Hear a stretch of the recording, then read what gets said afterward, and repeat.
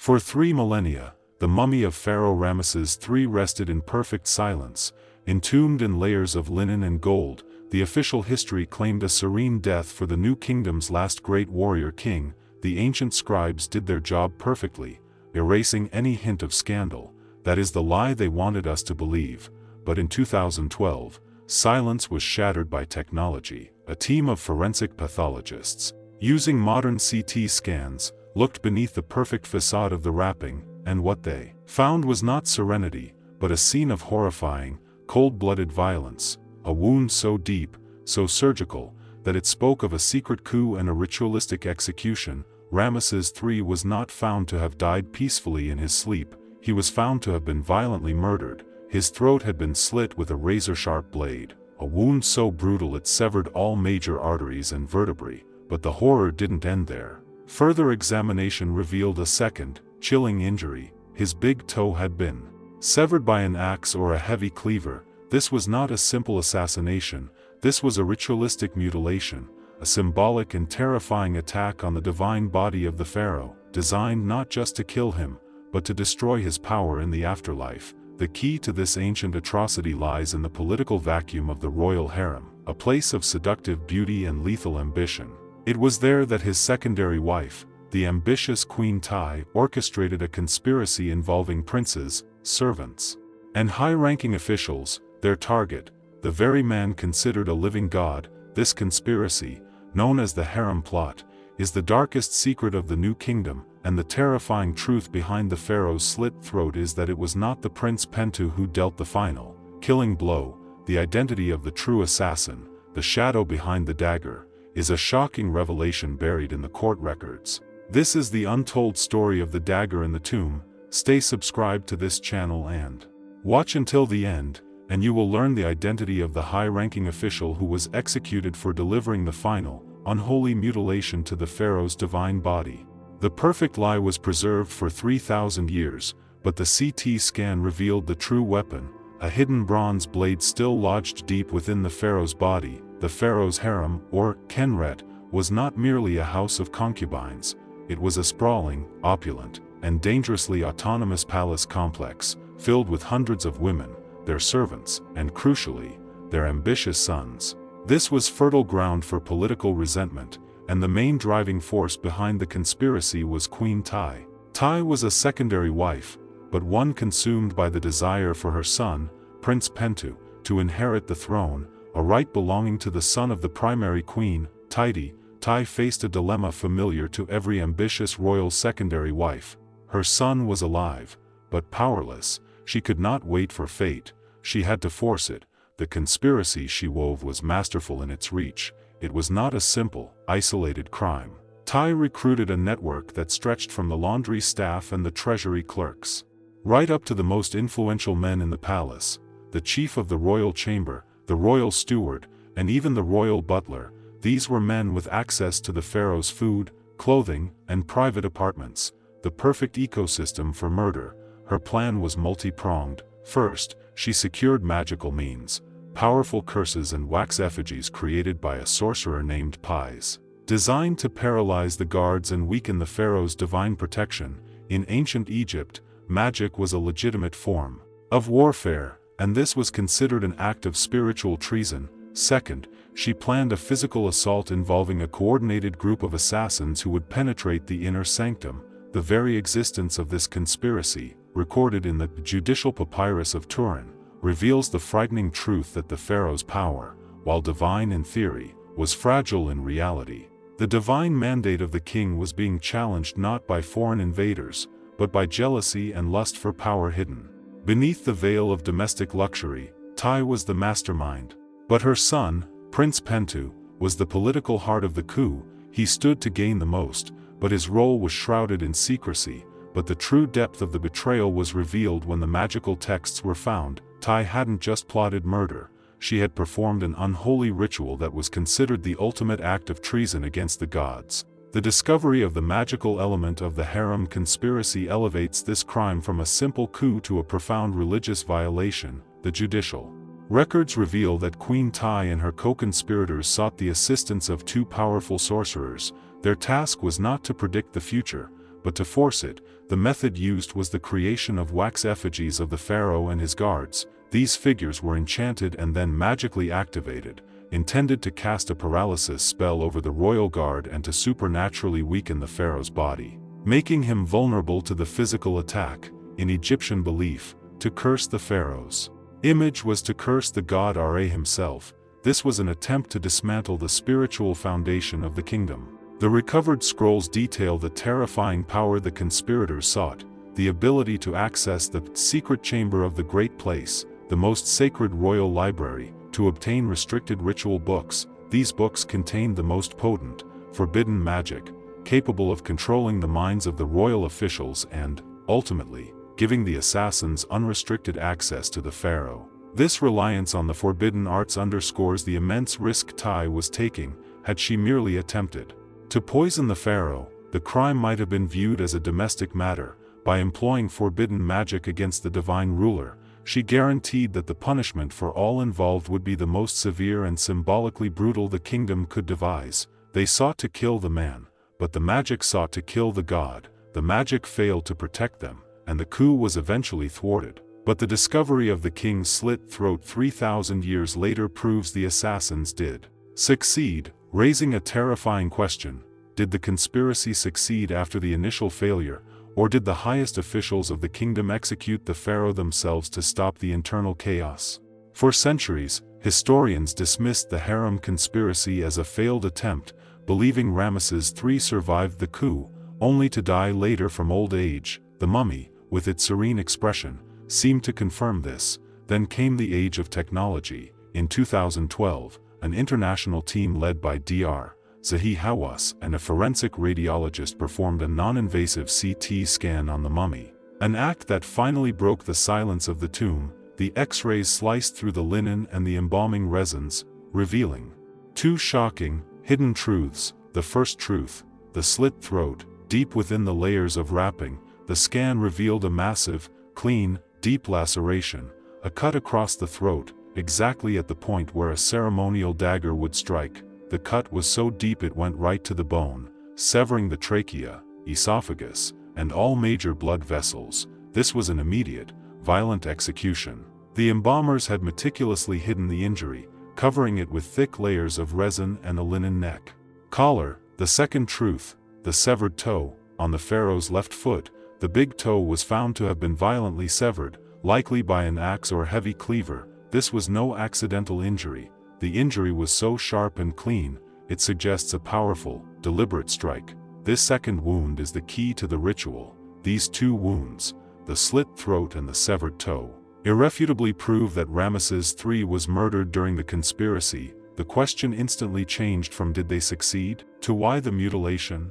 The answer lies in the religious horror of ancient Egypt. To mutilate the body was to mutilate the Ka and Ba, the soul and spirit of the pharaoh, preventing his ascent to the afterlife. It was an ultimate act of hatred designed to destroy the god-king forever. But the most terrifying discovery was the weapon itself. The CT scan found a foreign object still lodged deep inside the pharaoh's neck wound, proving the assassins were not just successful, but left behind the physical evidence of their treachery. The forensic team was stunned. Not only had the CT scan confirmed the violent execution, but it revealed the literal signature of the assassin, a small, sharp amulet, likely placed in the wound by the executioner immediately after the slit, or perhaps even a broken piece of the weapon itself. The presence of this object deep inside the laceration added a profound layer of conspiracy to the murder. While the harem plot aimed for death, the brutality of the act suggests a horrifying twist. The severing of the toe was an unusual, specific form of mutilation. Why the toe? Some Egyptologists believe it was meant to prevent the pharaoh from walking in the afterlife.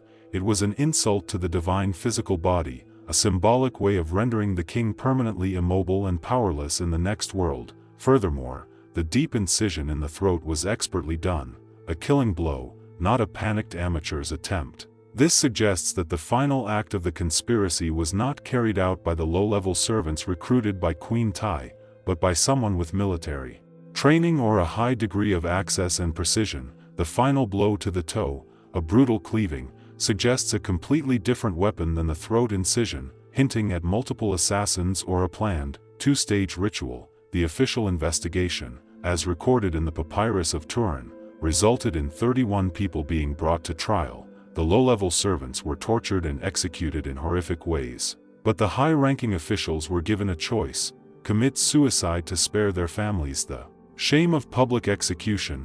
Prince Pentu, the son of Queen Tai, was among those forced to take his own life.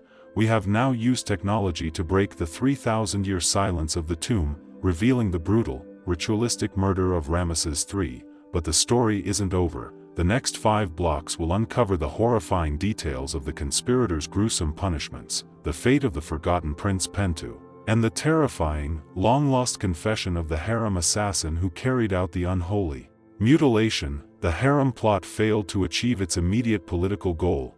It did not install Prince Pentu as pharaoh, but it plunged the new kingdom into a terrifying crisis. The murder of the living god was an unprecedented spiritual and political catastrophe. The succeeding pharaoh, Ramesses IV, had to act with absolute, terrifying authority. The resulting trial, meticulously recorded in the judicial papyrus of Turin, is not just a legal document, it is a scroll of pure, institutionalized horror. Ramesses IV established a special tribunal composed of 12 judges, men of unquestionable loyalty and ruthlessness. Their mandate was simple: not just to find the guilty, but to inflict punishments so severe they would deter any future act of treason and, crucially, destroy the conspirators' souls for all eternity. The papyrus records 31 people involved, stretching from the highest court officials, the chief of the royal chamber and the royal butler, to the lowest ranks, like the royal cupbearer and the laundrymen. This cross-section of society proved that the decay of the kingdom was total, reaching from the gilded throne room to the servants' quarters. The trial was swift, brutal, and utterly focused on the divine nature of the crime. The act of regicide, the murder of the pharaoh, was seen as an attack on Ma'at, the cosmic order and balance of the universe. Therefore, the punishment had to restore that balance through maximum suffering. The accused were interrogated under torture, and their confessions, extracted through unimaginable pain, formed the basis of the verdict. The punishments were divided into 2 terrifying categories: those whose names were erased forever, and those who were given a merciful choice, a choice that guaranteed their eternal suffering. The tribunal sentences were a masterpiece of medieval cruelty designed to inflict both physical agony and, more importantly, spiritual oblivion. In ancient Egypt, the true death was to be forgotten. The judicial system weaponized this fear. For the low-ranking conspirators, the servants, the brewers, the laundrymen, the sentence was immediate, gruesome execution, usually burning alive or impaling. These methods were chosen because they guaranteed the destruction of the physical body, rendering embalming impossible. Without a body, the ka, life force, and ba, soul, could not reunite, meaning these conspirators were permanently barred from the afterlife, consigned to an eternal, horrifying void. But the highest-ranking officials, those whose names carried weight, were given a twisted kind of mercy. For men like the royal steward, the chief of the chamber, and the head of the harem, public execution would have caused too much scandal. Instead, they were invited to judge and execute themselves. They were handed the means to commit suicide, a poison, and allowed to take their lives privately. This preserved their family's honor, but did nothing for their souls. The papyrus chillingly records the reason. These elite conspirators were sentenced to take their own lives, to die by their own hand. This act of self-execution, or capital suicide, was itself a severe religious violation, guaranteeing that the path to the afterlife was closed to them just as surely as burning. But the fate of the central figure, Prince Pentu, was the most secretive and shocking of all, a fate only revealed when forensic scientists studied his body in the 21st century. Prince Pentu, the ambitious son of Queen Tai, was the political goal of the entire conspiracy. The judicial papyrus dryly records his sentence. He was compelled to take his own life. For 3,000 years, that was all we knew. Then, in 1886, archaeologists discovered a cache of royal mummies, including one that stood out, the unidentified man E. This mummy was found in a plain coffin, not the gilded royal sarcophagus he was entitled to. His body was not preserved with the meticulous care reserved for royalty. His entrails were left inside. and his body was covered in unpurified natron. This crude, minimal preservation was a deliberate act of contempt, an attempt to prevent his passage to the next world, fitting the sentence of a convicted traitor. But the most terrifying feature was the mummy's face. The remains of the man, later identified through DNA testing as Pentu, the son of Ramesses III, were found with an expression of sheer agony. His face was stretched, his mouth open in a silent, permanent scream. The forensic team believes he was either buried alive or, more likely, died a prolonged, agonizing death by poisoning or strangulation, and his face was not set during the embalming process, preserving his final moment of horror. This screaming mummy is the final, chilling testament to the severity of the harem plot. The state's vengeance on Prince Pentu was total. He was denied his name, his proper burial, and the right to enter the afterlife. He was preserved only as a silent, eternal warning against treason. His final scream echoing through the millennia,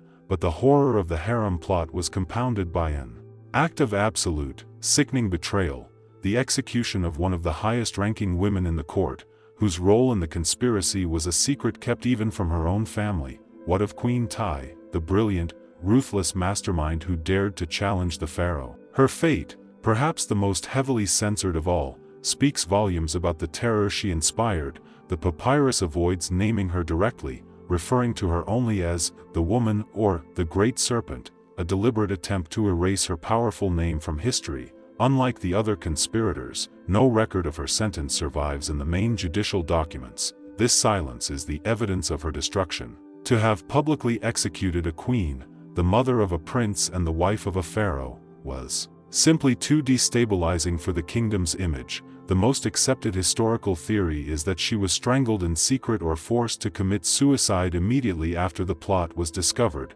her name and body erased from all official records and monuments, the ultimate Egyptian punishment for a high-ranking individual, damnatio memoriae, the condemnation of memory. Her destruction was total. She was stripped of all status, her property seized, and her images chipped away from any walls. This was the pharaoh's ultimate vengeance, a powerful woman reduced to an unnamed phantom, her ambition punished by eternal non-existence.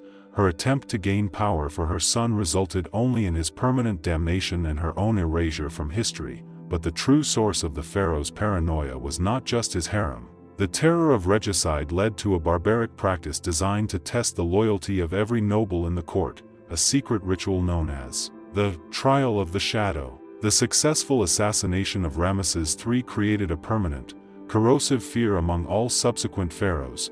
If my own family and staff can murder me, who can I trust? This pervasive paranoia led to an unspoken, terrifying practice in the royal court known to Egyptologists as the Trial of the Shadow. The Trial of the Shadow was a series of random, terrifying loyalty tests designed to keep every high official, every servant, and every guard in a state of constant, paralyzing fear. It involved sudden, arbitrary arrests, mock trials for minor offenses, and psychological interrogation designed to force confessions of future disloyalty, not past crimes.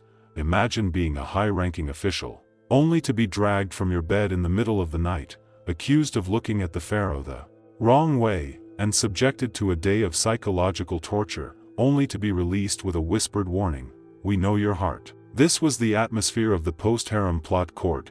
The constant fear led to a toxic culture of informers and mutual suspicion. No one dared to speak freely, no one dared to trust a colleague. The pharaoh's paranoia, inherited from the trauma of Ramesses III's death, became the new, terrifying rule of the land. The stability of the new kingdom was built on a foundation of sheer terror. We have detailed the full, brutal extent of the Harem Conspiracy and the eternal damnation of its architects. But the darkest truth remains hidden. The final 5 blocks will reveal the lost medical secret of Ramesses III's body, the identity of the true assassin who delivered the fatal mutilation, and the shocking reason why the pharaoh was mummified with a perfectly functioning organ that should have been removed. The ancient Egyptian embalming process, or mummification, was a sacred and precise ritual. The goal was to preserve the body as a vessel for the Ka and Ba, ensuring the pharaoh's rebirth. This process required the meticulous removal of all internal organs, lungs, liver, stomach, and intestines, as they were the first to decompose. Only the heart was left inside, considered the seat of the soul and intelligence. However, forensic examination of Ramesses III's mummy revealed a bizarre and medically inexplicable oversight.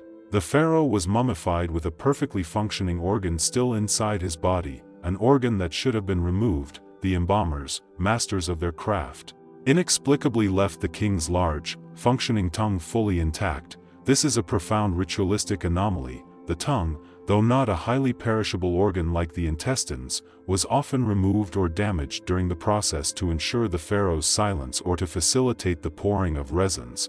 Its preservation in an otherwise perfect mummy is highly suspect. Why would the most skilled embalmers in the world ignore this standard practice, especially for a murdered king? One terrifying theory suggests this was the embalmer's own subtle, final act of political commentary. By leaving the tongue intact, they preserved the pharaoh's ability to speak, suggesting that the truth of his murder, the words of the assassins, the screams of the victims, was still alive and could eventually be spoken.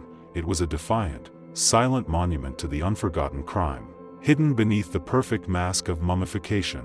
But the most enduring secret of the murder is the terrifying identity of the actual assassin, who used a signature weapon and left a clue that only modern forensic science could uncover. The judicial papyrus listed the names of all the high-ranking conspirators who were sentenced to suicide, but none of the documents explicitly names the person who delivered the final, fatal blow to the pharaoh's throat. The murder weapon, the razor-sharp blade that caused the massive incision, remained a mystery. We know Queen Tai was the mastermind and Prince Penta the political heart, but who held the dagger? Forensic analysis of the throat wound provided the key. The incision was not only deep but executed with military precision. This pointed away from a panicked servant and toward a professional, highly trained individual. Further investigation of the papyrus revealed a high-ranking name among the convicted: Pabes, the royal steward. Pabes, as royal steward, had intimate access to the pharaoh's private apartments, scheduling, and staff. He commanded a large number of people within the palace hierarchy. He was perfectly positioned to orchestrate the physical attack, but there is a chilling, unspoken clue. Pabes was also connected to the royal armory and the military command. The precision of the throat cut, combined with the brutal cleaving of the toe, suggesting a military axe or cleaver, points to an assassin with combat training and the authority to command different types of weapons. Pabes was this man.